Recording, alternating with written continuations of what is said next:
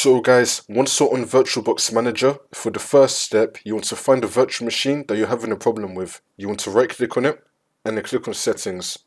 Now once you're on this, if you have the option for it, you want to select Expert. Now you want to select Network. And now once you're on this, make sure that you have Enable Network Adapter ticked. And now under it, it's going to be saying Attached to.